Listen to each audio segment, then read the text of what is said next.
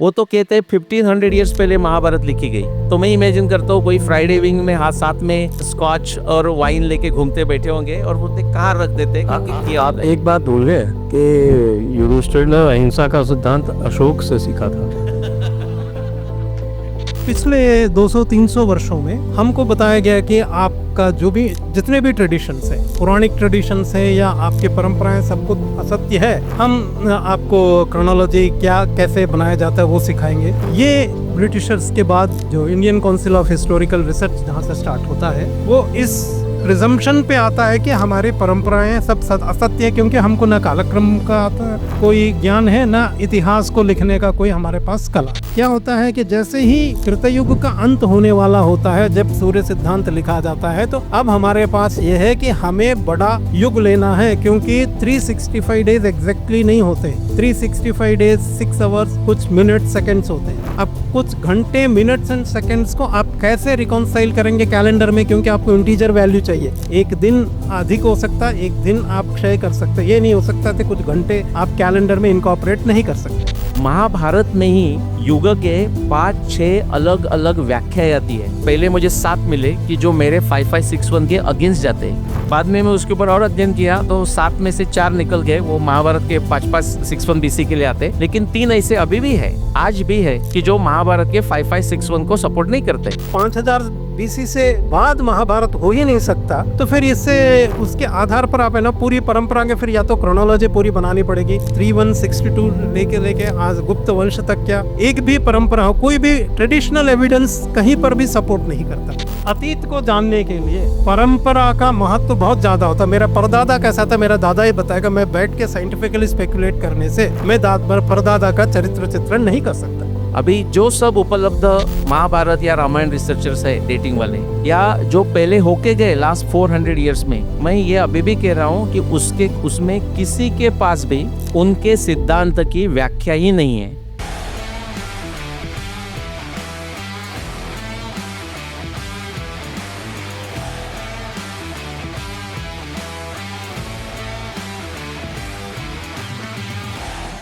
My honor to be here, and thank you very much. Let me have the pleasure of shaking you by the hand, as a Brit would say.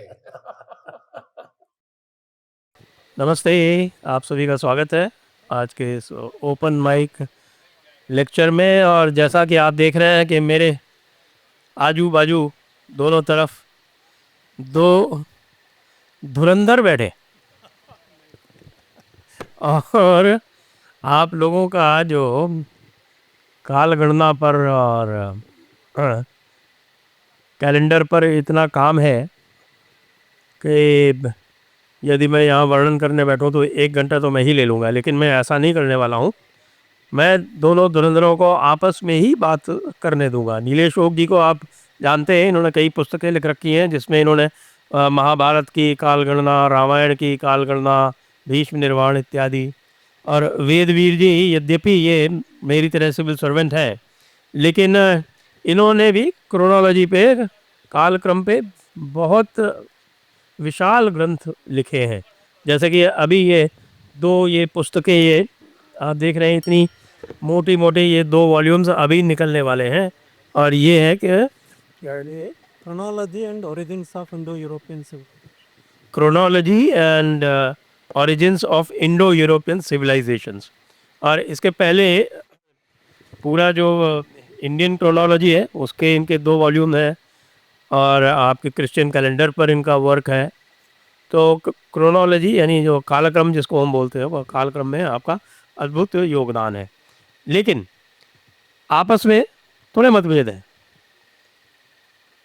ही हैं। मतलब जैसा कि हमारे जो सनातन में जो शास्त्रार्थ का जो एक नियम है वो ये है कि शास्त्रार्थ में आप संवाद करते हैं, विवाद नहीं करते।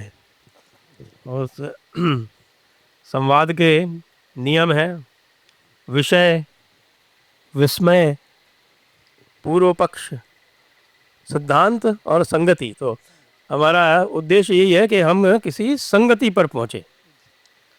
तो मैं आरंभ करूँगा नीलेश जी से। नीलेश जी, आपकी जो महाभारत काल की जो गणना है 5651 BCE, वो आप उसको फाउंडेशन उसकी आर्क्यू एस्ट्रोनॉमी है, और उसके बाद आपने दूसरी जो साइंटिफिक विधाएं हैं उससे भी उनको कोलैबोरेट करने का प्रयास किया है।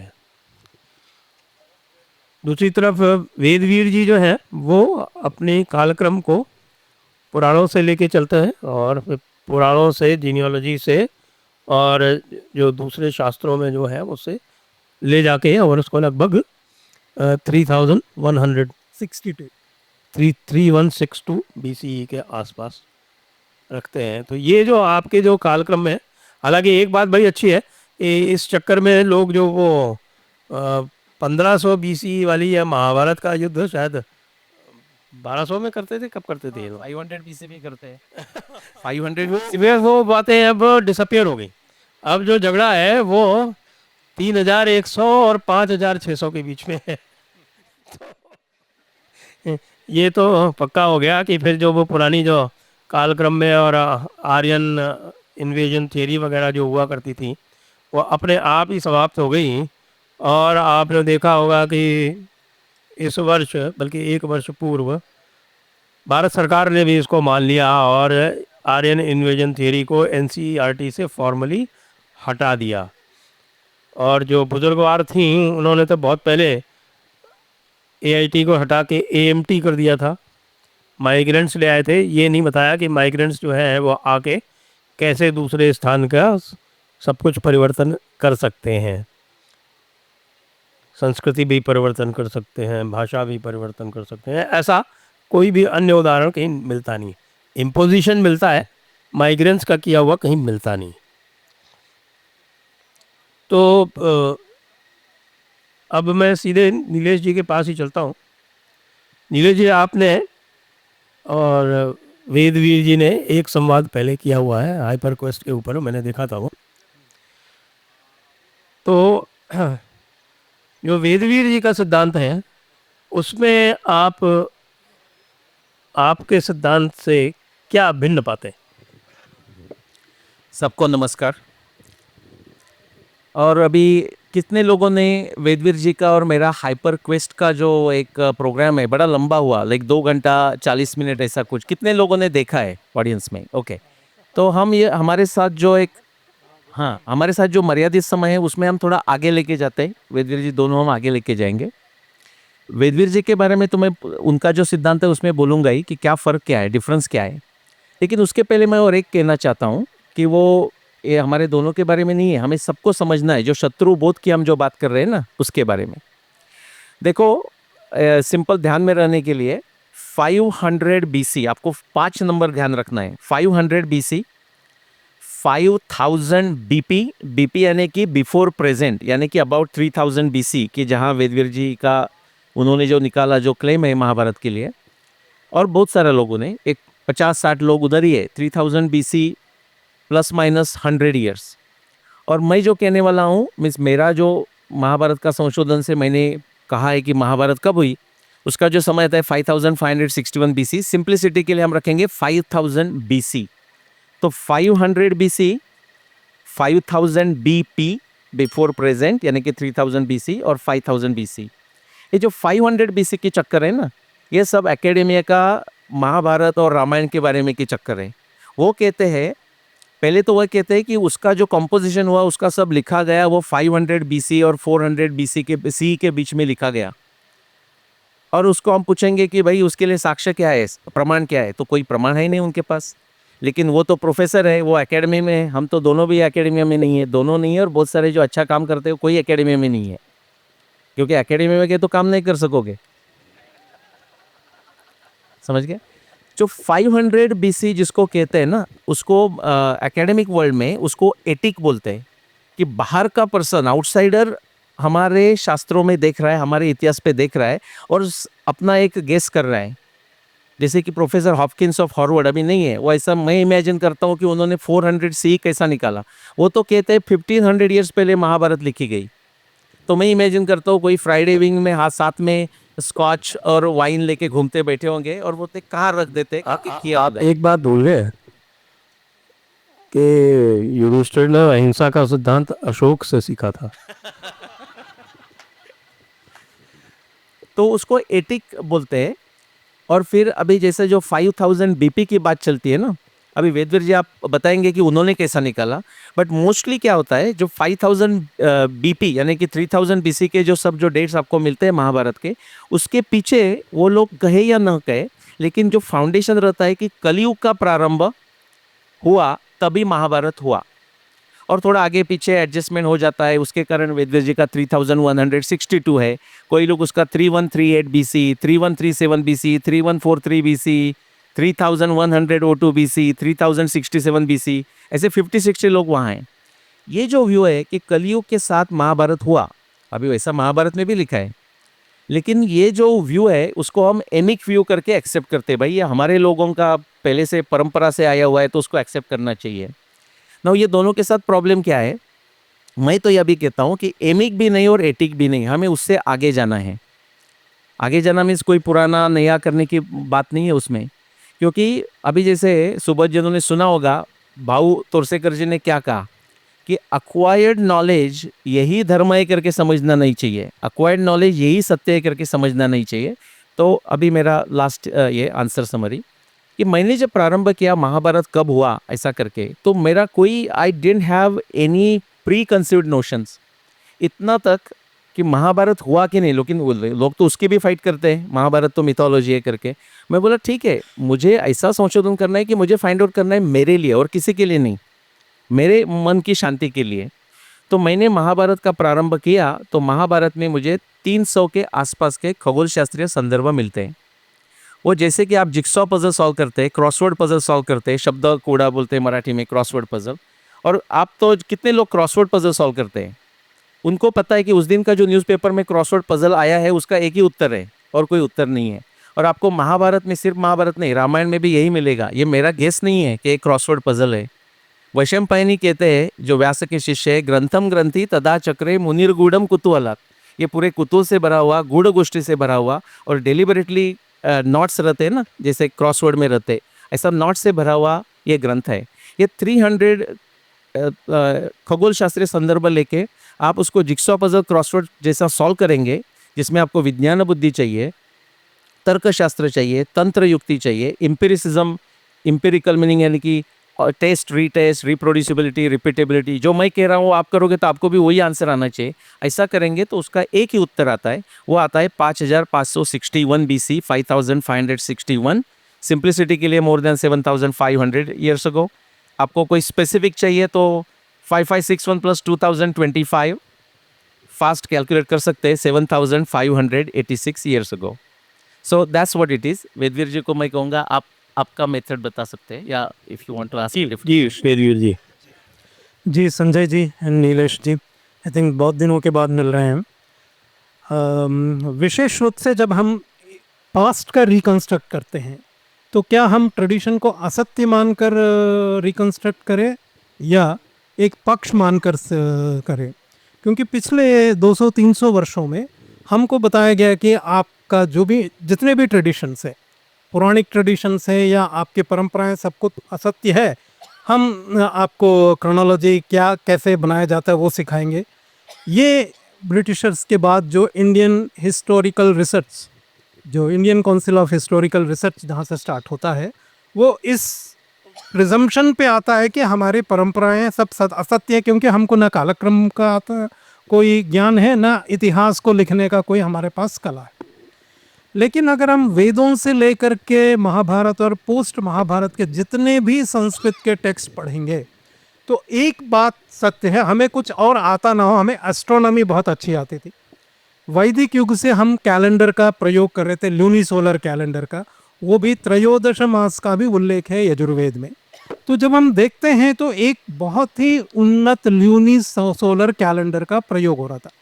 किसी सभ्यता में, जिस सभ्यता के पास ऐसे उन्नत कैलेंडर के प्रयोग का ज्ञान हो, क्या ये संभव है कि उसको अपना कालक्रम की गिनती करने की कोई परंपरा ही नहीं हो, उनको काम ही नहीं आता कालक्रम की गणना का? नहीं है। तो अगर हम परंपरा क्या है वो कहा जा रहा है, वैवस्वत मन्वंतरे अष्टाविंशतितमे कलियुगे इसको लेकर के कहीं पर भी कोई मतभेद नहीं है। कश्मीर से लेकर कन्याकुमारी तक जाइए, इंडोनेशिया, क्योंकि साउथ ईस्ट एशिया भी भारतीय सभ्यता का ही एक्सटेंशन था, बाद में जो कुछ वो अलग है, मगर साउथ ईस्ट एशिया का भी उनके भी जो भी साहित्य है, जो भी परंपरा, उसको लीजिए, अफगानिस्तान तक ले लीजिए। पूरी भारतीय परंपरा में ये 7वें मनवंतर का 28वां कलयुग है। तो जब तक हम ये युग कैलेंडर का रिकंस्ट्रक्ट नहीं करेंगे, हमें सत्य, हो सकता है हम सत्य पर आधारित भारतीय अतीत का पुनः जो रिकंस्ट्रक्शन हम नहीं कर पाए। तो उस आधार पर जब मैंने पूरे युगों की जो मैंने एक अध्ययन किया, तो पाया कि वैदिक युग में केवल 5 वर्ष का युग था। क्योंकि ये 5 वर्ष का युग इसलिए चाहे ये था कि ल्यूनर कैलेंडर सोलर कैलेंडर को रिकॉन्साइल करने के लिए आपको जो है एक 5 ईयर्स में 2 एक्स्ट्रा ल्यूनर मास करने से एक बहुत मोटा मोटा रिकॉन्सिलेशन है। मगर क्या हुआ, जैसे ही 20 वर्ष हो जाते हैं तो 15 दिन अधिक हो जाते हैं आपके पास, तो 15 दिन को डिलीट करने के लिए फिर अर्धमास का ही इंटरकैलेशन होने लगा। तो अर्धमास होने के कारण ये चतुर्युग का कंसेप्ट आया। फिर हमने एक 1000 वर्ष का भी एक महायुग होता था। समस्या था भाई, जब सूर्य सिद्धांत लिखा गया था तब 12 जो जुपिटर साइकिल है वो प्रमुखता से है कि आप ऐसे लूनी सोलर कैलेंडर को रिकंस्ट्रक्ट नहीं कर सकते हो जब तक आपको जोवियन साइकिल भी साथ में नहीं लेंगे, तो आपका ल्यूनी सोलर कैलेंडर में परफेक्शन नहीं होगा। अब समस्या हो गई कि 12 से हम कैसे गिनती करें, जब 10, 5, 10, 20 और 1000 से चल रहे हैं, तो फिर 12 के मल्टीपल में लेना है। तो देन हमने कहा 1200 वर्षों का युग करते हैं। जैसे ही हम के युग का साइकिल हमने बड़ा कर लिया 5 से लेकर के 1200, अब हमारे से समस्या आ गई कि एक व्यक्ति के जीवन में 100 वर्ष या 1200 वर्ष तो समाप्त होते नहीं, तो ये परंपरा कैसे रखा जाए। फिर हमने सप्तर्षि कैलेंडर को वहाँ से इन्वेंट किया। तो सूर्य सिद्धांत का जो समय है, मैंने उसके अंदर जो कैलेंड्रिकल जो उनका जो एंकर पॉइंट है वो एक कंजंक्शन है, उसका मैंने 20,000 वर्षों का जो समय लेके किया। तो एक ही डेट आता है 22 फरवरी 6778 BC। तो 6777 BC से सप्तर्षि कैलेंडर शुरू किया हम लोगों ने, क्योंकि मुझे हर 100 वर्ष को याद रखना था। हर 100 वर्ष का एक नक्षत्र का नाम दे, ये कोई एस्ट्रोनॉमी नहीं है। सप्तर्षि कैलेंडर केवल 100 वर्षों के कैलेंडर को याद रखने के लिए एक टेक्निक है, एक तरीका है। कभी कभी हम करते हैं स्कूल में एजुकेशन में के लिए किसी फर्स्ट लेटर को याद करके एक सूत्र सा बना लेते हैं, उससे मेरे को पूरा याद रह जाता है। ये कुछ ऐसा ही है कि एक एक नक्षत्र को 100 वर्ष दिया। तो हमारी परंपरा में ये कहा कि जब मघा नक्षत्र में सप्तर्षि थे तब युधिष्ठिर था। तो फिर उसके बाद मैंने जो शक कैलेंडर के आधार पर जो 2 शक संवत, फिर आईहोल इंस्क्रिप्शन में जो प्राचीन शक संवत है और महाभारत का डेट भी दिया हुआ है, वो एग्जैक्टली जाता है 3162 BT। उसके बाद मैंने इंटरनल एस्ट्रोनॉमी को रिकॉन्साइल करने की कोशिश की, क्या ये डेट, क्योंकि परंपरा में यही डेट है, क्योंकि पारंपरिक डेट क्या है ये कुछ पता नहीं था। यहाँ तक कि कुछ इंस्क्रिप्शन में 3102 को युधिष्ठिर एरा कहा गया कई बार। बाद में क्या हुआ कि ये पता चला, ये जनरली पुराणों में कहा गया कि जिस दिन श्री कृष्ण का निधन हुआ उसी दिन जो है कलयुग प्रारंभ हुआ, क्योंकि महाभारत में लिखा हुआ कि 35 या 36वें वर्ष में श्री कृष्ण जी का निधन होता है। तो इसलिए हम क्या करें, 3102 के पीछे चले गए 3138, बट इंटरनल एस्ट्रोनॉमी रिकॉन्साइल नहीं होता। तो ये है कि हम परंपरा को और पूरी क्रोनोलॉजी को रिकॉन्साइल करने के लिए हम युग कैलेंडर को बिना रिकंस्ट्रक्ट किए हम वैदिक युग से लेकर महाभारत तक की क्रोनोलॉजी को रिकंस्ट्रक्ट नहीं कर पाए। अगर हम कुछ आइसोलेशन में करेंगे तो उसमें बहुत से पक्ष प्रतिपक्ष होंगे, उसमें क्या सच्चाई है ये हम और आगे अनुसंधान चलता रहेगा। मगर मेरा ये है कि हमें एक क्रोनोलॉजी को एक संपूर्ण रूप से अगर हम अनुसंधान करें तो हम और सत्य के करीब पहुंच सकते हैं। तो मैंने ये अष्टाविंशतितमे कलयुग है, ये 28वां कलयुग क्या है पहले, उसके जब टाइमलाइन मैंने क्रोनोलॉजी करने की कोशिश की, तो जो पारंपरिक जो तिथि है वो सत्य है, केवल हमें कुछ 40-50 वर्ष का करेक्शन करना पड़ता है। उसके आधार पर हम एक सत्य पर आधारित क्रोनोलॉजी महाभारत से लेके गुप्त काल तक और उसके बाद भी कर सकते हैं, और महाभारत से पूर्व की क्रोनोलॉजी भी युगों में, क्योंकि उससे पहले भी, क्योंकि रामायण त्रेता युग के अंतिम शताब्दी में हुआ। भरत नाट्य शास्त्र कहते हैं कि वो भरत आचार्य कहते हैं कि मैं वैवस्वत मनवंतर के त्रेता युग में लिख रहा हूँ। तो इनका टाइमलाइन हम कैसे कर पाएंगे, क्योंकि हर एक टेक्स्ट में एस्ट्रोनॉमिकल एविडेंस मिला ऐसा नहीं होता है। तो जब हम ये युग कैलेंडर हमारे लिए बहुत इम्पोर्टेंट है, उसके बिना हम ये नहीं कह सकते कि भारतीय सभ्यता का कोई कालक्रमिक इतिहास है। मैं कह रहा हूँ कि युग कैलेंडर को अगर हम सही करें तो भारत का एक सही कालक्रम पहले से है। समस्या है कि जैसे ही युगों का जो अंतराल हो हमने बड़ा करते चले गए तो हम भटक गए हैं। बस उसी भटकाव को कम करना है, तभी हम सत्य तक पहुंचेंगे। इस प्रकार मैंने 3102 जो है वो मैं परंपरा को भी, इंटरनल एस्ट्रोनॉमी को भी, दोनों को सामंजस्य कैसे बन सकता है उसी के आधार पर किया हो। जी तो फिर ये जो परंपरा में लाखों वर्ष का कलयुग आता है, इसका क्या होगा? हाँ जी, ये आता है जय, ये कहाँ से हुआ? अगर हम वेद पढ़े का कहीं पर भी वेदों में लाखों करोड़ों का उल्लेख है नहीं है। केवल आयुतम, शतम, द्वद, ये अथर्ववेद में आता है कि हम युगों को गिनती कर सकते हैं। 1000, 10,000, 100, 200, इतना ही, इतने का ही उल्लेख है अथर्ववेद में। उसके बाद अगर ब्राह्मण ग्रंथ ले लीजिए, आरण्यक ले लीजिए, जितने भी पोस्ट वैदिक ग्रंथ है, कहीं पर भी हजारों लाखों करोड़ों वर्षों के युगों की गिनती नहीं है। ये है, क्या होता है कि जैसे ही कृतयुग का अंत होने वाला होता है, जब सूर्य सिद्धांत लिखा जाता है, तो अब हमारे पास ये है कि हमें बड़ा युग लेना है, क्योंकि 365 डेज एग्जैक्टली नहीं होते। 365 डेज 6 आवर्स, कुछ मिनट सेकंड्स होते हैं। अब कुछ घंटे, मिनट्स एंड सेकंड्स को आप कैसे रिकॉन्साइल करेंगे कैलेंडर में, क्योंकि आपको इंटीजर वैल्यू चाहिए। एक दिन अधिक हो सकता है, एक दिन आप क्षय कर सकते, ये नहीं हो सकता कि कुछ घंटे आप कैलेंडर में इनकॉर्पोरेट नहीं कर सकते। तो इसीलिए जो है इंटीजर वैल्यू के लिए जब आप फ्रैक्शंस को डील कर रहे हैं तो आपको बेस नंबर बड़ा कर लीजिए, तो आपकी एक्यूरेसी बढ़ती जाती है। तो इस प्रकार उन्होंने क्या किया, पहले 1200 वर्ष का लिया। जैसे ही 1200 वर्षों का त्रेता युग समाप्त हुआ, इनको लगा कि ये 1200 भी बहुत कम है, इससे बात नहीं होती, तो 12,000 किया उसको। फिर उसमें डिफरेंशियल ड्यूरेशन वाला कॉन्सेप्ट आया आफ्टर रामायण एरा, इसलिए द्वापर युग 2400 वर्षों का हो गया। जैसे ही द्वापर युग समाप्त होने वाला, तब एस्ट्रोनॉमिकल जितने भी अनुसंधान में देखा उन्होंने कि ये भी कम है, तो 12,000 को 360 से मल्टीप्लाई किया तो 43,20,000 ईयर्स का चतुर्युग हो गया। इस प्रकार 4,32,000 ईयर्स का कलयुग हो गया। इसलिए आज तक खत्म ही नहीं हो रहा हम लोग, ये है समस्या। नहीं तो ये कैलेंडर था, जैसे हमने 24 के बाद कैलेंडर उतार के 25 टांग दिया दीवार पे, ऐसे युग कैलेंडर भी कुछ ऐसा ही था। ऐसा नहीं था कि कुछ कोई डायनासोर मरेगा तभी युग बदलेगा, ऐसा नहीं था। वैसे युग की जो गणना तो आपने भी इसी तरह से की है? नहीं, इसी तरह से नहीं, लेकिन मैं पहले एक प्रश्न पूछना चाहता हूँ कि वेदवीर जी ने अभी सब एविडेंस लेके बात करनी चाहिए, फिर युगों का पहले एक 5 साल का युग था, ऐसा बहुत सारी बात की। आप कोई लोगों में तो मान भी हिला रहे थे, लेकिन मैं बोलूँगा आप कब मान हिला रहे थे और कब स्टन होके बैठे थे। आप जब कितने लोगों को ये कह सकते हैं कि वेदवीर जी ने जो कुछ कहा वो आपके समझ में आ गया? वेरी गुड, मैं आपको प्रश्न पूछने वाला हूँ।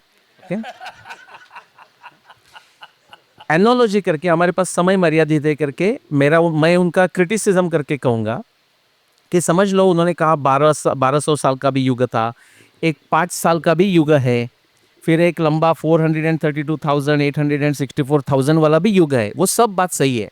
एवरी टाइम वो जब बात करते हैं ना, मैं कहूँगा उन्होंने 1 लीटर वाला अच्छी रबड़ी साथ में लाई।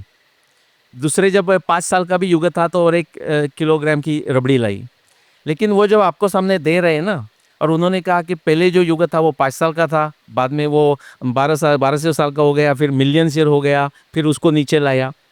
इसके लिए कोई भी प्रमाण नहीं है। इंडिविजुअली 5 साल का युग है तो जरूर है, 1000 साल का युग है तो भी जरूर है। महाभारत में ही युग के 5-6 अलग अलग व्याख्याएं आती है। अरुण उपाध्याय जी करके रिटायर्ड IPS ऑफिसर है भुवनेश्वर के, उन्होंने 26 हमारे शास्त्रों से 26 अलग अलग व्याख्याएं जमा की है। मैंने जब वो पढ़ा तो मजाक से बोल रहा हूँ, मुझे लगा ये 26 सफिशिएंट नंबर नहीं है, तो मैंने शास्त्र का अभ्यास करके और एडिशनल 10 व्याख्याएं निकाल के लाई है, तो अभी हम अप्रॉक्सीमेटली 36 हो गए। तो मेरा तो सिंपल ये कहना है कि वो जो कह रहे हैं वो ठीक, कोई भी अप्रोच हो सकता है। उनका अप्रोच है युग गणना से, जैसे प्रोफेसर बीबी लाल होके गए, उन्होंने कुछ पॉट स्पैन निकाले, उससे उन्होंने लिया 900 BC। ओके, फिर कोई 3102 BC पंचांग का डेट लेके बोलते हैं चलो उस समय ही माँ भगवान कृष्ण का निर्वाण हुआ, तो उसके पीछे 36 ईयर्स पहले युद्ध हुआ, तो 3102 BC प्लस 36 3138 BC। अभी 3138 BC में तो कितने लोग हैं? 3136 3137 3138 3139 3140 3143। क्या उनको गणना करने नहीं आती? वही प्रॉब्लम है, उनको 36 ऐड करने नहीं आता।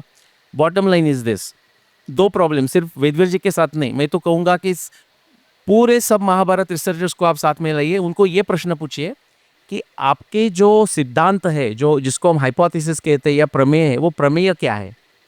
इसलिए मैं बता रहा हूँ कि आज की मॉडर्न विज्ञान की व्याख्या हो या न्याय दर्शन की व्याख्या हो, पंच अवयवा कहते हैं कि कोई हमें प्रॉब्लम सॉल्व करने के लिए हम एक प्रमेय ये करते हैं। तो अभी मैं वेदव्यास जी को पूछूंगा, लेकिन मैं पहले मुझे बोलना चाहिए मेरा प्रमेय क्या है। तो मेरा जब महाभारत का मैं देखा तो मैंने ये कहा कि ऑल महाभारत के जो पूरे खगोल शास्त्रीय संदर्भ है महाभारत ग्रंथ के, वो महाभारत के समय के हैं।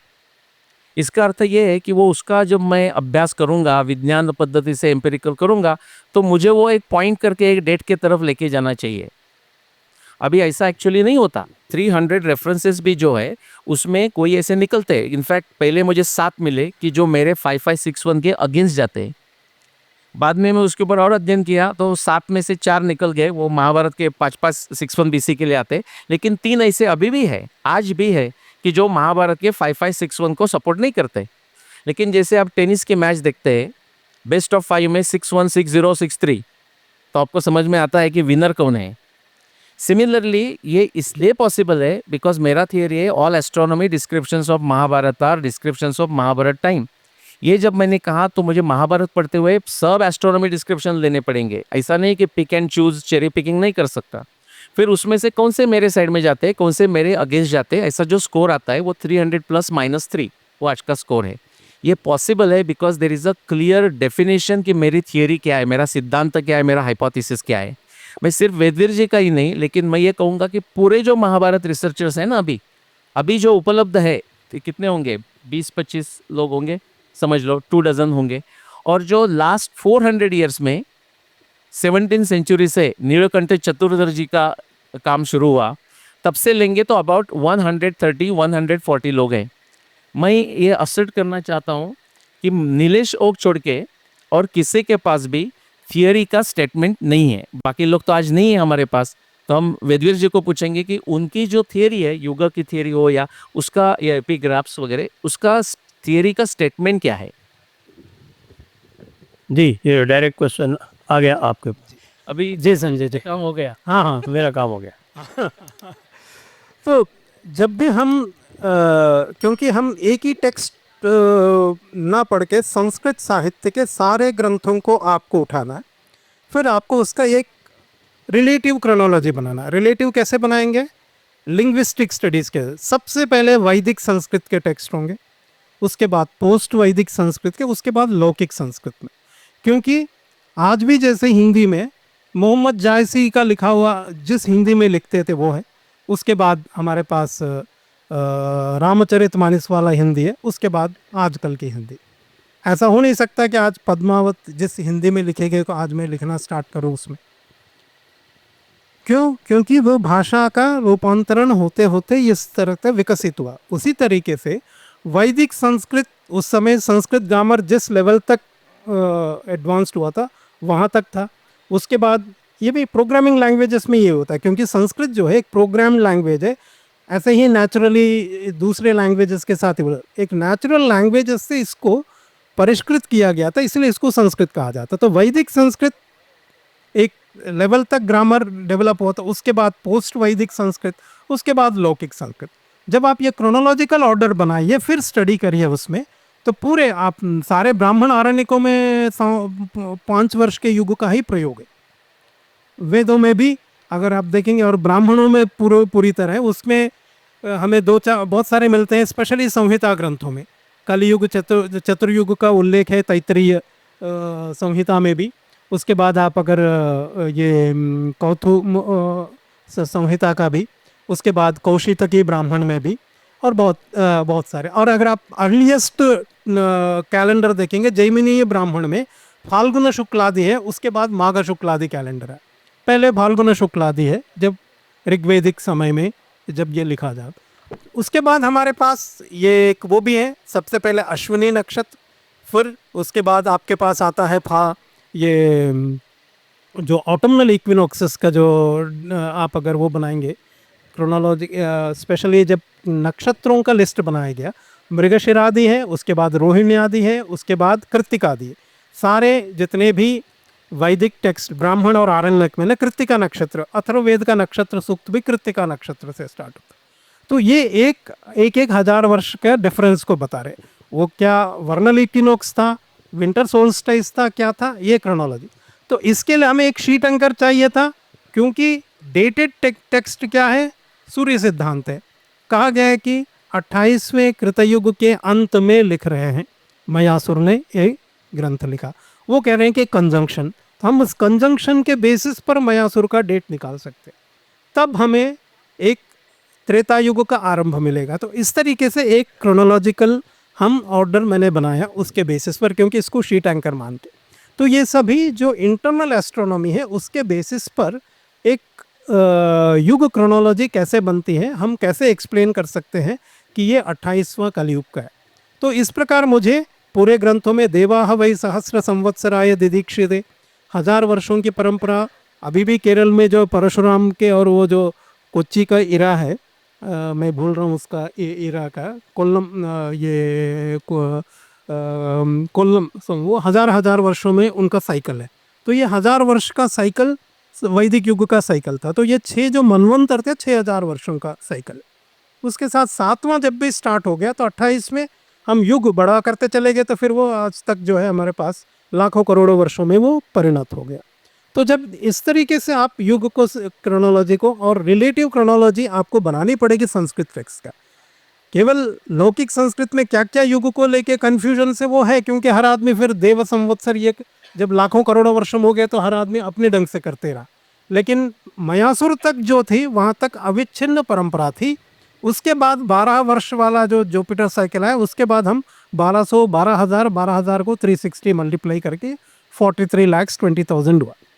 लेकिन ये कि हमारी जो ये हो नहीं सकता कि इतनी उन्नत सभ्यता जिसको एस्ट्रोनॉमी का, आप बताइए विश्व की किस सभ्यता ने नक्षत्र सिस्टम का प्रयोग किया आज तक?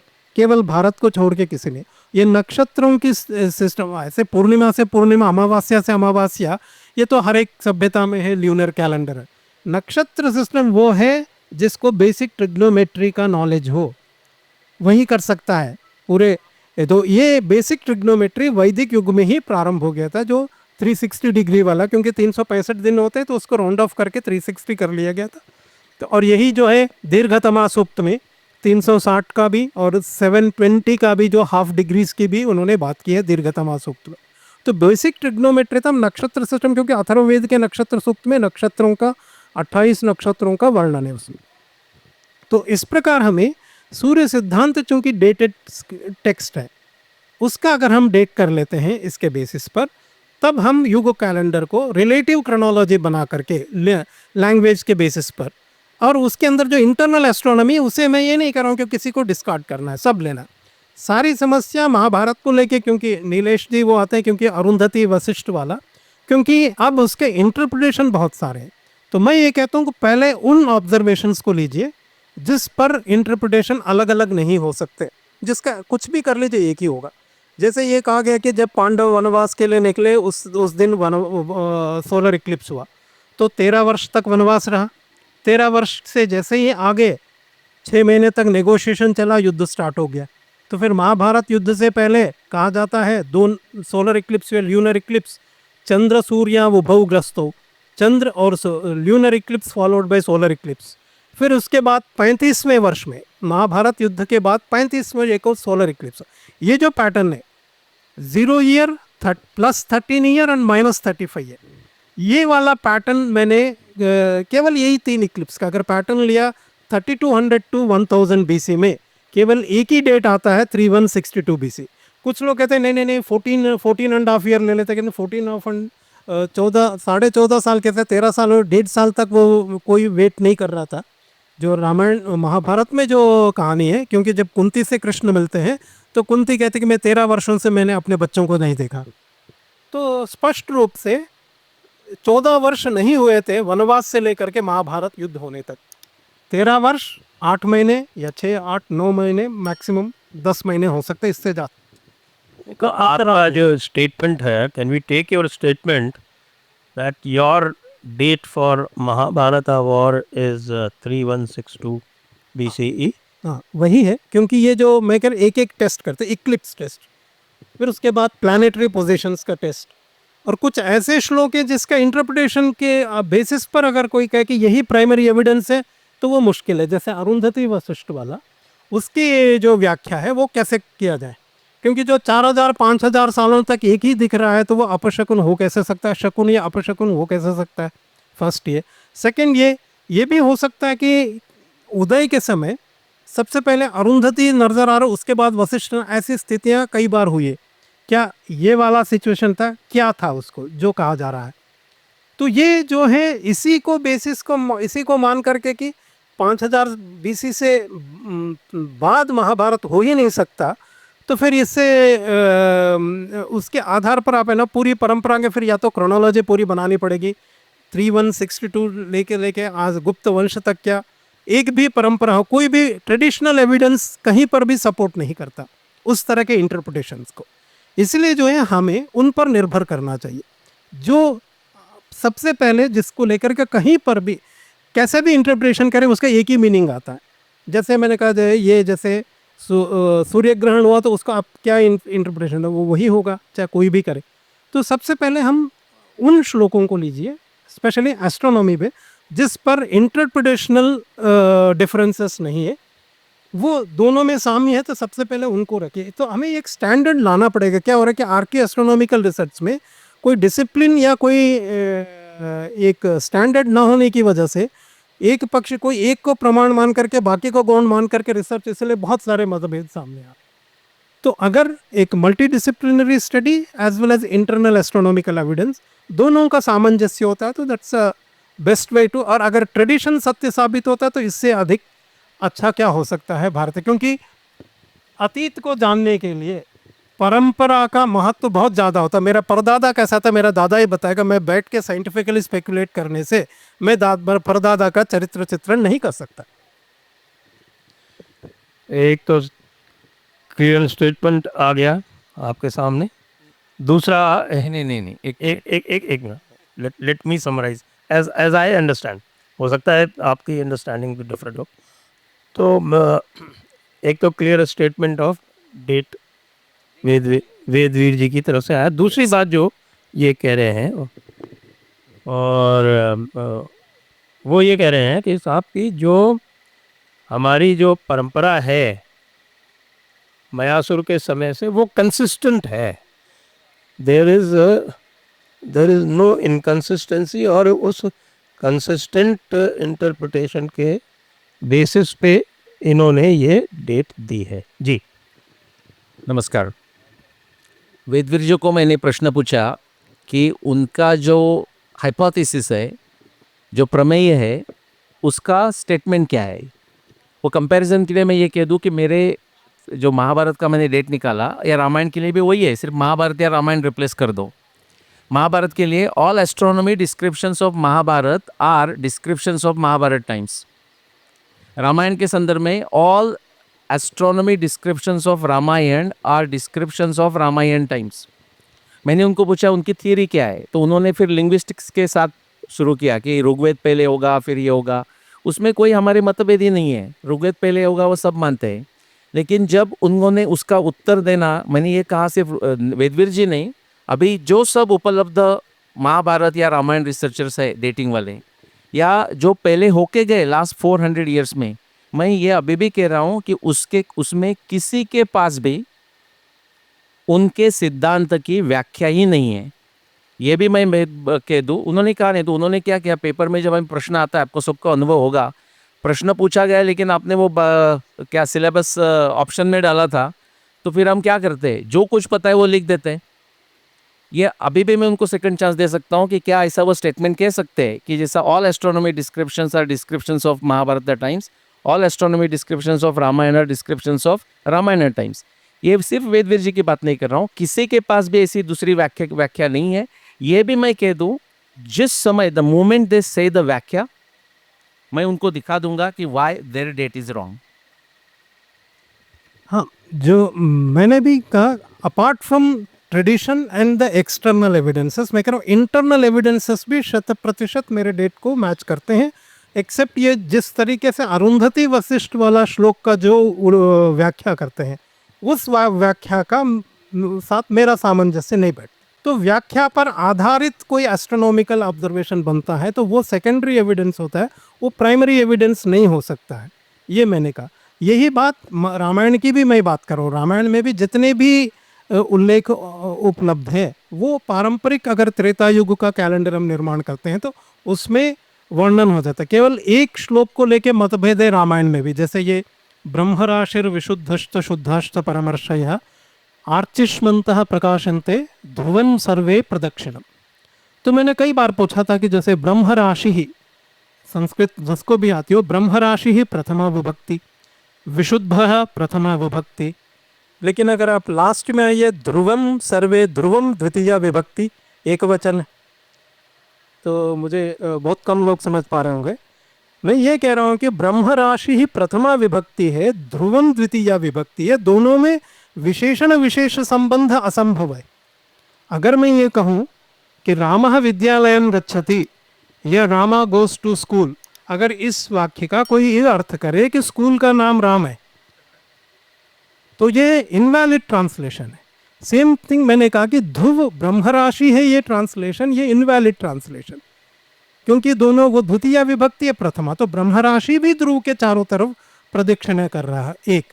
और जहाँ पर भी राशि शब्द है समूहवाचक है, ब्रह्म राशि को बाद में अभिजित के साथ जोड़ करके फिर ये कहा गया कि रामायण युग में अभिजित जो है ध्रुव तारा था, इसलिए रामायण का डेटिंग 12,000 BC के बाद हो नहीं सकता। ये एक गलत व्याख्या, और जो कि संस्कृत व्याकरण या जो भी वो पूरे ट्रांसलेशन का ही वो बहुत गड़बड़ हो जाता है, क्योंकि उससे वो उतना ही निरर्थक है जितना यह कह कि रामः विद्यालयं गच्छति, तो विद्यालय का नाम राम है, तो ये व्याख्या जो है इनवैलिड है, इसलिए वो प्रमाण नहीं हो सकता कि रामायण युग में अभिजित ध्रुव तारा था। तो ये है कुछ इंटरप्रिटेशंस को लेकर के जहाँ पर भी मतभेद है, उसको अगर हम प्राइमरी एविडेंस मान के ये रिकॉन्साइल करोगे तभी आपका डेट सही है, तो वो मुश्किल हो जाता है। ये विभक्ति की बात तो मुझे भी जच रही है। Very good. उसके पहले ये कह दूँ, मैं वेदवीर जी को सेकंड चांस दिया कि उनके प्रमेय की व्याख्या क्या है। उन्होंने अभी भी व्याख्या की नहीं, वो फिर मेरा क्रिटिसिज्म करने निकले। वो मेरा क्रिटिसिज्म नहीं है, वो वाल्मीकि जी का क्रिटिसिज्म है। आपको और एक नाम बता दूँ, संस्कृत मेरे से उनको संस्कृत ज़्यादा आती है, ये मैं मान्य कर रहा हूँ। एस्ट्रोनॉमी में मेरे आसपास कोई नहीं आता। ओके नाउ, कितने लोगों ने नित्यानंद मिश्र जी का नाम सुना है? हाथ ऊपर कीजिए। ये आप मानोगे, नित्यानंद मिश्र जी को जो संस्कृत आती है वो मेरे से बहुत आती है, शायद वेदवीर जी भी मान्य करेंगे उनसे ज़्यादा आती है। नित्यानंद जी को ज़्यादा आता है, समझ लो। आता है कि नहीं वो फ़र्क नहीं, वो तो दोनों फाइट कर सकते हैं। नित्यानंद मिश्र जी ने, इन्होंने जो पॉइंट लाया वही लाया, क्योंकि और एक डॉक्टर राजाराम मोहन रॉय करके IIT कानपुर और ओहायो स्टेट वाले, उन्होंने लाया। जो राजाराम मोहन रॉय वो बात करते रहते हैं, वो मेरे मार्केटिंग टीम के अध्यक्ष है उधर, करके मेरे बारे में बात करते रहते हैं। There is no bad marketing. लेकिन नित्यानंद मिश्र जी, जिन्होंने इनके जैसे ही ऑब्जेक्शन लिया था, वो चुप होके बैठे। क्यों चुप होके बैठे आपको समझना है, तो आपको भारतीय विद्वत परिषद करके पूरे संस्कृत प्रोफेसर यहाँ के बाहर के लोगों का ग्रुप है, उसमें मेरा जो व्याख्या है वो करेक्ट नहीं है करके नित्यानंद मिश्र जी ने प्रश्न उठाया भारतीय विद्वत परिषद में। उसमें बहुत सारे लोगों की चर्चा हुई।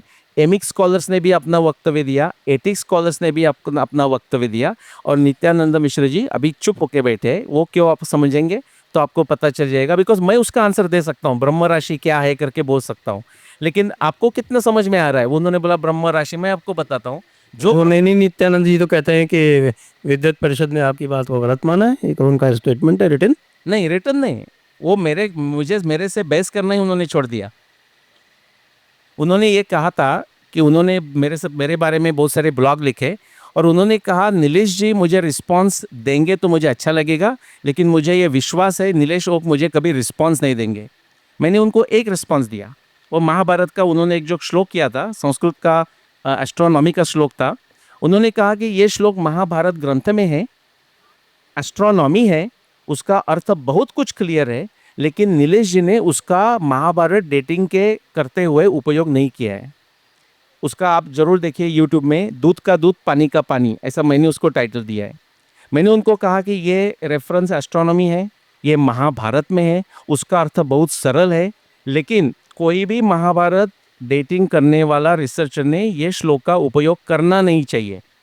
और क्यों करना नहीं चाहिए उसके लिए आपको 90 मिनट्स का वीडियो देखना पड़ेगा। वो वीडियो जब मैंने किया तो कोई एक प्रोफेसर ने, भारतीय प्रोफेसर ने नित्यानंद जी को दिया और बोला भाई अभी आप मांग रहे थे निरेशोक जी से रिस्पॉन्स दे दीजिए। नित्यानंद जी ने कहा मुझे देखने की ज़रूरत नहीं है। और आपको फिर बोलेंगे आप तो उससे क्या हुआ, शायद उनके पास समय नहीं होगा। आपको पता है, आप किसी को चैलेंज करते हो, रिस्पॉन्स पीछे चलता है, तो न्याय दर्शन पढ़िए। न्याय दर्शन में साइलेंस रखना या किसी ने रिस्पॉन्स देने के बाद उसको रिस्पॉन्स न देना, इसको निग्रह स्थान यानी कि डिफीट माना जाता है। तो उन्होंने कहाँ लिखा नहीं है, लेकिन ये न्याय दर्शन के व्याख्या के अनुसार ये डिफीट है। और ये भी कह दो कि जैसा ब्रह्म राशि महाभारत रामायण में आता है, उन्होंने कहा ब्रह्म राशि विशुद्धस्य, एग्जैक्टली सेम ब्रह्म राशि महाभारत में आता है। वही पराशर तंत्र में भी है जो एस्ट्रोनॉमी का टेक्स्ट है, लेकिन महाभारत के आपको मैं बता दूं किस में आता है वो। ध्रुवम प्रज्वलितम घोरम अपसव्य प्रवर्तते चित्रा स्वात्यंतरे चैव दिष्टित परुषग्रह। वेदवीर जी ने कहा कि उनके जो महाभारत के जो एस्ट्रोनॉमी संदर्भ है वो उनके 3162 BC के साथ मैच होते हैं। यह सरासर गलत है। उनके 2-3 जो मैच होते हैं, आप जिन्होंने देखा नहीं है उन्होंने हाइपर क्वेस्ट का जरूर जाके फिर देखिए। उनको मैंने ये किया कि बेनिफिट ऑफ डाउट भी मैं दे देता हूँ। जो मार्स का जो रेट्रोग्रेड होता है, अभी देखो आपको बोलेंगे क्या चल रहा है यार, हमें कुछ पता ही नहीं चल रहा है। मार्स का जो रेट्रोग्रेड है वो नहीं नहीं, आप इतना अंडर एस्टिमेट मत कीजिए। नहीं, सॉरी, माय अपॉलॉजीज।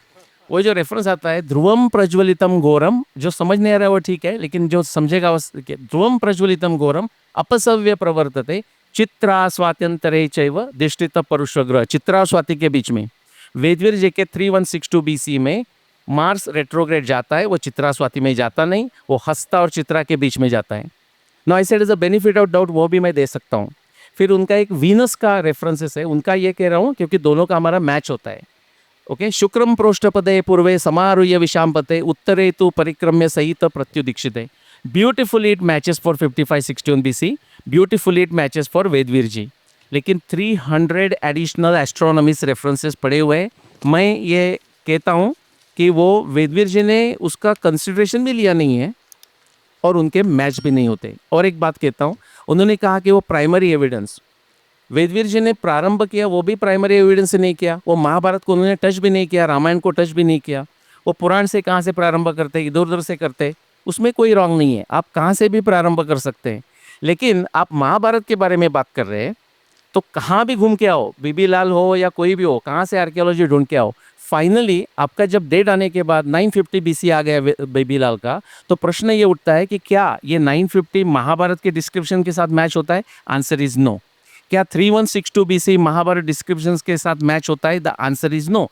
और ये सिर्फ जो बात है वो खगोल शास्त्र के साथ लिमिट नहीं है, मर्यादित नहीं है।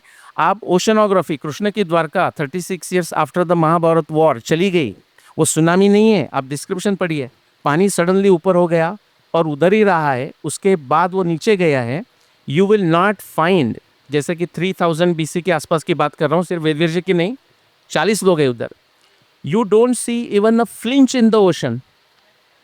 मुझे कोई 3000 BC के लिए फ्लिंच दिखाई है, मैं येस आपको एविडेंस दिखाऊंगा, ऑलरेडी एविडेंस इज देयर कि एक्चुअली पानी जा रहा है तो फ्लैट है या नीचे जा रहा है। कोई द्वारका पानी में जाने का संभावना ही नहीं है। Same thing for Saraswati evidence, लंबा लंबा चक्कर होगा। Same thing for the genetic evidence. 18 औक्षणी 40 lakh लोग 18 दिन में मारे गए। ये हम प्रश्न पूछ सकते हैं। मैं जब ये प्रश्न पूछा मुझे उत्तर नहीं था कि क्या इसका कोई जेनेटिक्स पे असर पड़ा होगा क्या। उसके बाद 4 साल में मेरे पास किसी ने मुझे पेपर ला के दिया, मोनिका कार्मिन 2015। जैसा अर्थक्वेक होता है तो हम 3 प्रश्न पूछते हैं कि उसका कितना सीरियसनेस है। दूसरा प्रश्न पूछते हैं कि वो कहाँ हुआ, एपी सेंटर कहाँ था। तीसरा प्रश्न पूछते हैं कि वो कब हुआ। Exactly we ask the same 3 questions for this genetic earthquake, कि ये जो 18 ऑक्शन यानी कि 40 लाख लोग सडनली मेन ओनली पुरुष 18 दिन में चले गए, क्या उसका कोई असर पड़ा? मोनिका कार्मिन, जिसको महाभारत के बारे में कुछ भी पता नहीं है, उसने जब डेटा कंबाइन करके पूरा वर्ल्ड का जेनोमिक डेटा 2015 तक कंबाइन किया, तो उसका जेनेटिक एविडेंस भी ये दिखाता है कि there was a sudden peak of 17:1, like पुरुषों का जो वैरायटी है वाई क्रोमोसोम्स का वो 1 हो गया, स्त्रियों का 17 जैसा हो गया, मीन्स बड़ा नहीं, स्त्रियों का वही रहा, पुरुषों का कम हो गया। उसका एपिसेंटर कहाँ है? उसका आंसर है इंडिया। और उसका टाइम क्या है? उसका आंसर आता है 7,500 years ago. You will find consistently for more than dozen different disciplines of science, consistently it will point to 5561 BC. अभी मैं कोई लोग कहेंगे अच्छा भाई 5561 BC कितना आपको कॉन्फिडेंस है? मैं कहूँगा if you want to fight with me on 5565 BC, I will say 5565 BC is not possible. और 5575 BC वो भी पॉसिबल नहीं है, 5563 भी पॉसिबल नहीं है, it is only 5561 BC। No you have the last word. और इसके बाद यदि संगति नहीं होगी तो वी विल डिक्लेयर स्टेलमेट। हाँ नहीं वो तो अनुसंधान जो है that to always continue. Issue जहाँ तक एक तो मैंने बता दिया कि एस्ट्रोनॉमिकल जो एक हमें एक इंडिपेंडेंट संस्था या एक ग्रुप बनाना चाहिए जिसके बेसिस पर कौन कौन से ऐसे एस्ट्रोनॉमिकल ऑब्जर्वेशन तो एवरीवन हैज़ टू रिकॉन्साइल उनका लिस्ट हो। केवल इंटरप्रिटेशन को लेकर लड़ते रहेंगे तो फिर कभी हम सत्य कर या क्योंकि क्या होता है कि हम लोग जितने भी अनुसंधान करता है तो व्यक्तिनिष्ठ भी हो जाते हैं, तो हमें विषय से ज़्यादा ईगो प्रमुख हो जाता है। तो इस कारण से हमें एक ऐसा प्रबुद्ध ग्रुप चाहिए जो इसको समझ के भी जो है कौन कौन से हैं यही एस्ट्रोनॉमिकल ऑब्जर्वेशन से कौन से ऐसे हैं जो इंटरप्रिटेशन पर या डाउटफुल हो सकते हैं उनको सेकेंड कैटेगरी में रखते हैं। तो इस तरीके से हमें पहले डेटा को स्टैंडर्ड करना था कि anybody who is claiming any date he must reconcile these facts. उसी तरीके से जब हम दूसरे भी जैसे अभी इन्होंने कहा कि ये जेनेटिक एविडेंस जब भी है ना, ये जो melt water pulse 1A 1B and 1 ये was older Dryas, 1B was younger Dryas, 1C was around 6,000 to 5,600 BC। जब भी होता है कोई ना कोई जेनेटिक बॉटलनेक होता है तो क्यों ओनली पुरुष थे क्या थे इसका वो हमें देखना पड़ेगा क्या था, क्योंकि उसके भी सही, क्योंकि इसको हम किस तरीके से इंटरप्रेट करेंगे एक साइंटिफिक फैक्ट हो तो तब हम उसको करते हैं। महाभारत काल में जो बर्कल क्रेटर वाला है उसका और जो एक टैबलेट है जिनका एक कॉमेट का पार्ट गिरा था जिसकी वजह से ये मेडागास्कर के पास वो क्रेटर बना, 25 किलोमीटर उसका डायमीटर है। तो वहाँ से जो है एक मोर देन 10 मीटर या 100 मीटर्स तक था वो सुनामी जो मेडागास्कर, वही आपको देखेंगे आपका जाएगा गुजरात तक। और यहाँ दक्षिण में जो है एक जो मदुरई के बाद जो कवाटापुरम था पांड्यन राजधानी, ये दोनों सबमर्ज हो गए। तो ये सडन सबमर्जेंस तो ये उसका भी ये साइंटिफिक एविडेंसेस है। तो इस प्रकार हमको है पहले हम एक काम करते हैं, let us list out dispassionately कि ये है, फिर उसको हम एक एक करके करते हैं कि क्या वैलिड होता क्या नहीं होता, क्योंकि ये कोई ओपिनियन बेस्ड नहीं है कि मैं ये मानता हूँ, कोई पॉलिटिकल डिबेट या मड स्लिंगिंग डिबेट तो हो नहीं सकता। तो facts can be established perfectly when we list out हाँ क्या क्या है जो नहीं हो सकता उसको हमें करना है। जैसे इंटरप्रिटेशन बेस्ड जो है उसको आधार बन के वही एविडेंस अगर आप नहीं करोगे तो आपका डेट गलत है, तो फिर उस पूर्वाग्रह से हम बाहर निकले तो शायद हम और कुछ आगे बढ़ सकते हैं इस विषय में। मैं एक दो स्टेटमेंट कहता हूँ उसके ऊपर कि जो वेदवीर जी ने जो प्रपोजल दिया है एक संस्था बनाई जाए इंडिपेंडेंट बॉडी, उसको मैं परफेक्ट सेकंड करता हूँ, अनुमोदन देता हूँ। मैं संजय जी से आग्रह रखूँगा कि Jaipur dialogue takes the lead on it, okay, और वो कर दे। और लास्ट में मैं आपको रिमाइंड कर दूं कि उसका प्रारंभ इससे शुरू हो जाए कि हर एक जो महाभारत डेटिंग रिसर्चर है वो कहे कि उनके हाइपोथेसिस की व्याख्या क्या है। धन्यवाद।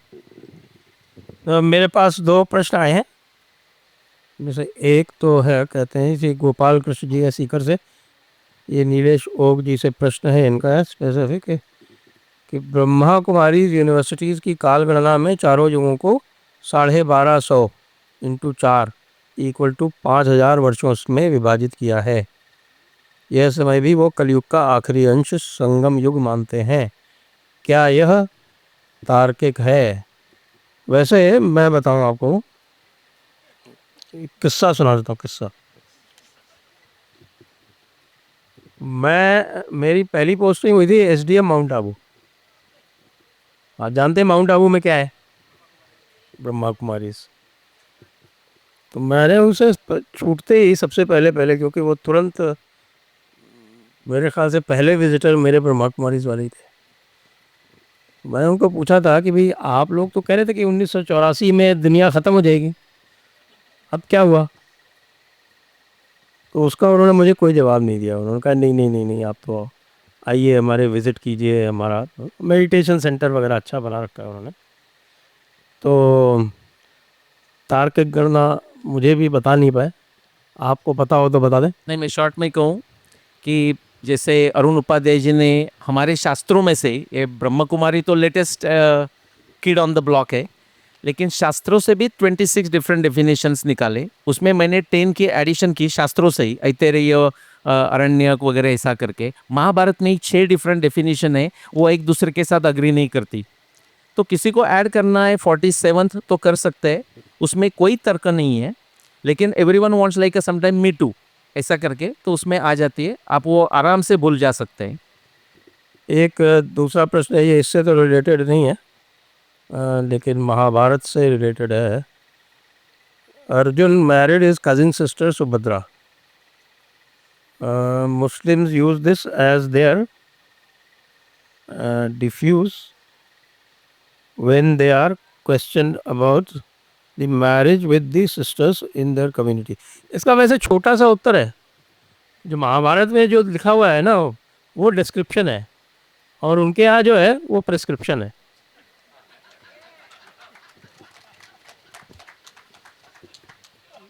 नहीं, ये है ना कुछ, ये नॉर्थ के परंपरा में, दक्षिण की परंपरा में यह व्याख्याएं ज़्यादा होते हैं, क्योंकि वहाँ बाद में ये परंपरा आई है। तो लेकिन ऐसा, क्योंकि सुभद्रा और जिनकी वो तो वृष्णि वंश के हैं, ये भरत हैं, तो कहाँ से वो कज़न कहाँ से हो गए मुझे आज तक नहीं समझ में आया। लेकिन दक्षिण में जो है कुछ था, क्योंकि एक